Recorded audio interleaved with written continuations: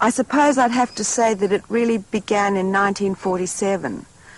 I was taken aboard a craft that was in New Zealand. I was 4 years old. I had no conscious memory of that until just a few years ago when we delved around with some hypnotherapy, and I knew that something had happened, but I couldn't remember what it was. The next thing was in 1961 when Bashar actually came in his body. That was an unbelievable experience. Then I sort of got on with just a normal sort of life until the early 80s. And then all of a sudden it was as if I was on a roller coaster. Things kept happening, and then of course Bashar started coming through and speaking.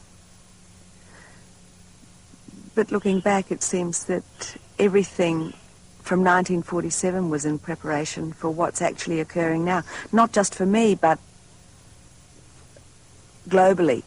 What I remembered consciously was the fact that I had left our house. It was a little village, a logging village, in the quite wild country in those days in New Zealand.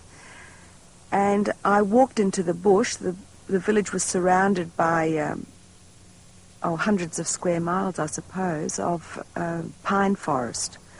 And I walked into the forest, and then I couldn't remember anything after that, but something happened.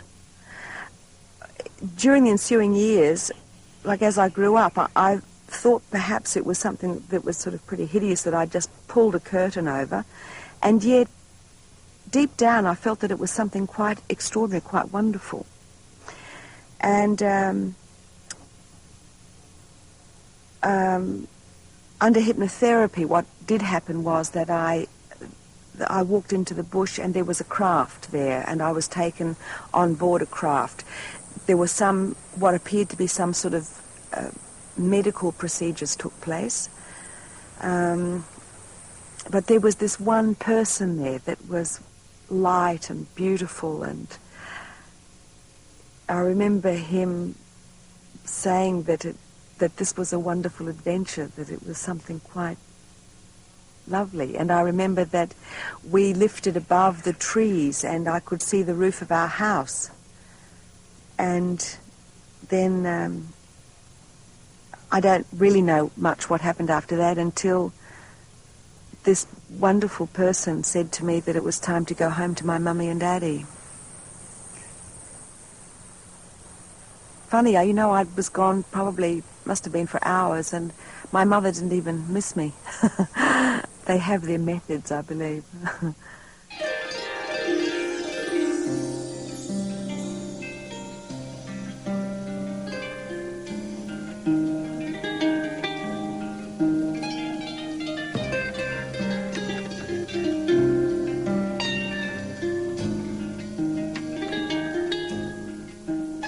I first put myself into a trance state, initially just into an alpha state. Then I asked Bashar to come in and affirm that my consciousness isn't involved in the transmission, so that the integrity of the information is not compromised. By the time I finished the affirmations, the trance state has deepened, so that when Bashar's energy comes through, I've drifted off. The next thing I know, I'm back feeling a little sleepy, and the session's over.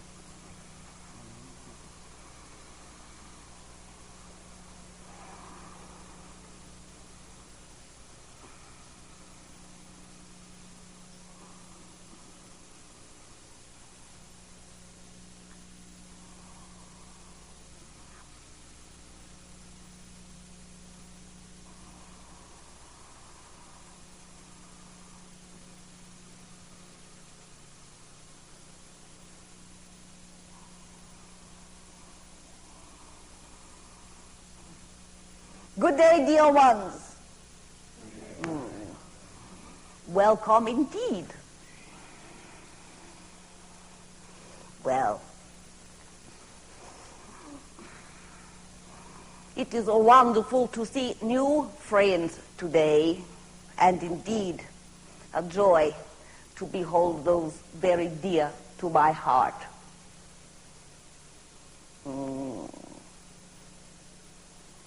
Now, you know, in all the times that we have been speaking with you, we have indeed given you what is called a recipe for enlightenment. Now, what is enlightenment? In a way, it is called sovereignty. It is that you, as human beings, come to know, to love, to honor, to be intimately acquainted with that part of yourself which is divinity. That is all. There is nothing more than this.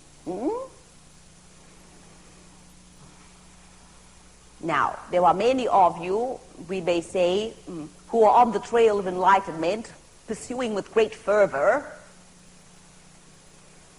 with much impatience, trying every new thing that comes your way, reading every book that comes your way, and what is occurring is that you feel as if you are staying in exactly the same place.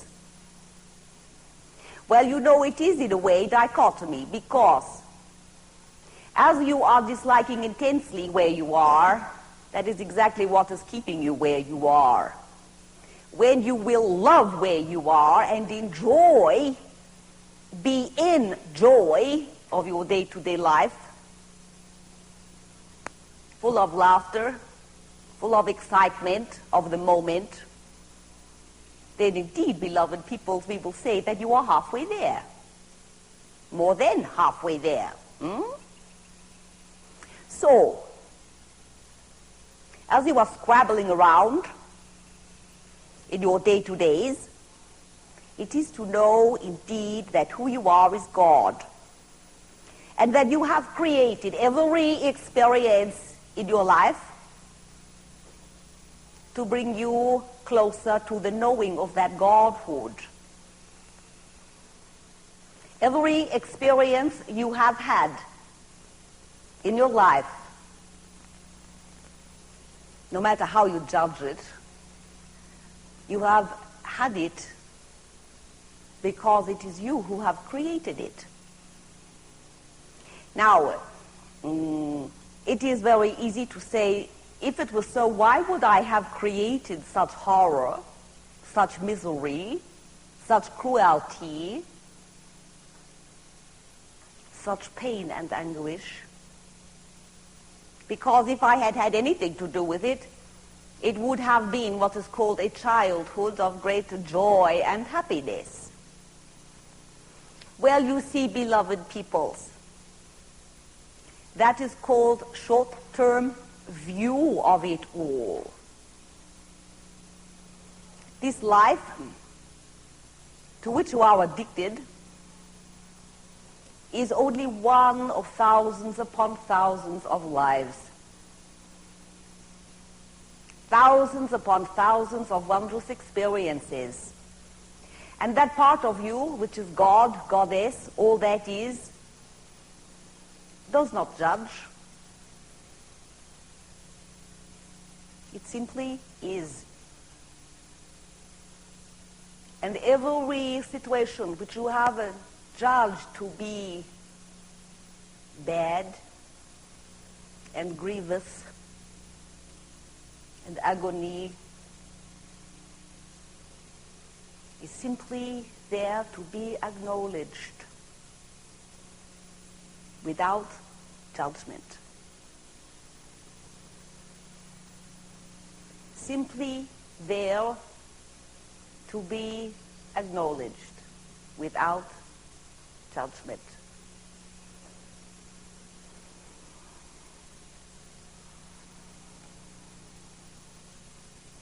when you were a child, you had experiences, no matter how you judge your childhood to have been, which have been magical and wondrous. And there have been those experiences which you dare not acknowledge. And it is these experiences that you are frightened to acknowledge and in truth to, shall we say, dive into the emotional content of, which shapes your life. And that which you reject and that which you fear, you draw to you. Because in truth, the universe do not judge good or bad.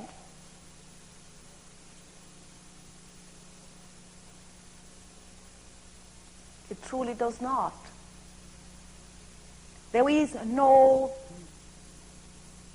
God sitting in the sky judging your every thought.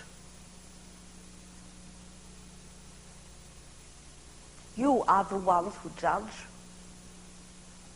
grievously judge. You are the ones who create the agony.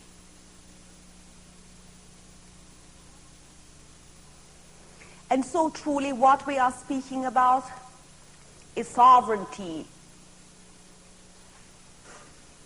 freedom, free dominion, that you may stand being God, goddess, arising in your humanity, in your gloriousness, for the first time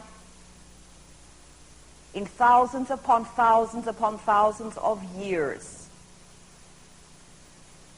And the time is approaching when the whole earth herself is to come into a change, a great cyclic change. And you, beloved peoples, are part of this.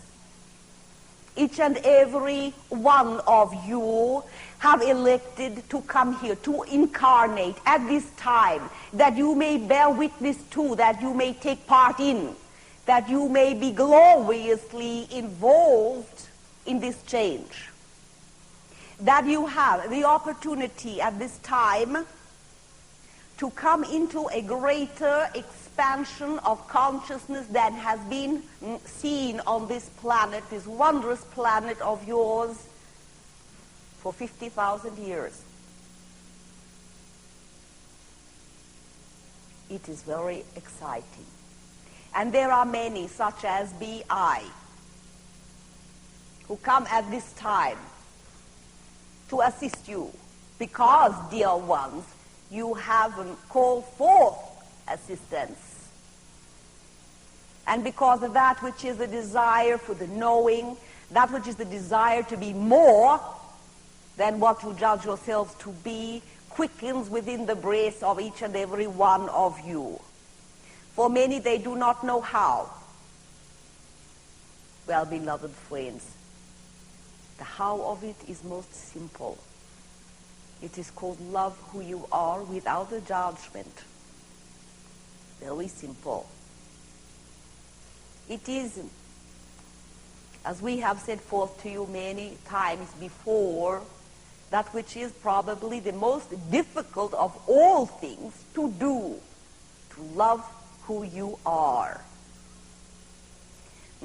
Without comparison, beloved peoples, we do hear many comparisons. This one is more better than somebody else. She is more beautiful than I. He is more clever than I, etc., etc. Indeed,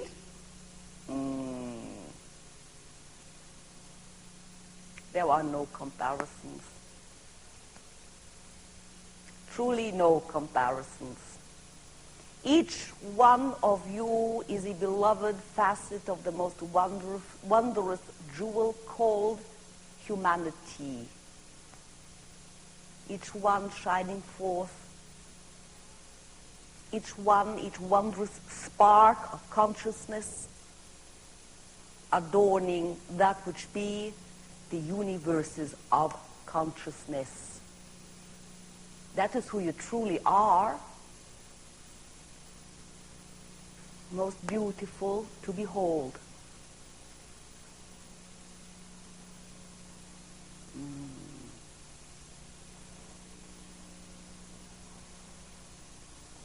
You know, if you could truly see who you are, you would be in awe, truly in awe of your own wondrous beauty.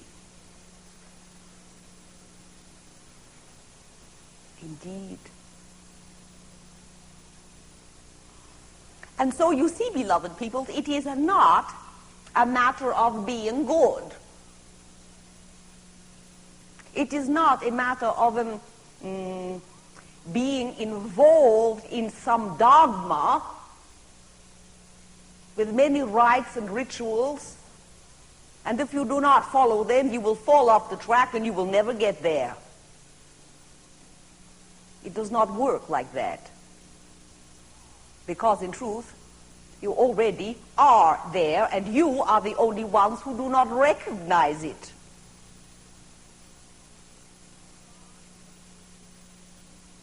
Who you are, beloved people, is grand spiritual masters.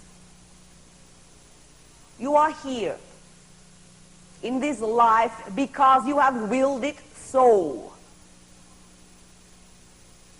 And you have constructed this reality from your beliefs about reality. In truth, it is not reality.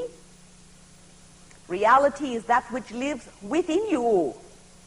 That is the real universe, encapsulated within you. And you have access to all knowledge of everything that has ever been in your history, and indeed everything which will, in your terms, take place in the future. Because in another dimension of reality, it is all happening at the same time. And if you look at this large picture of reality, to say the past, the present, and the future is all one, then indeed it makes reincarnation much more logical to you. And for many of you who have had extraordinary experiences, and you say this must have been past life, it is not necessarily so. It may also be that which be future life.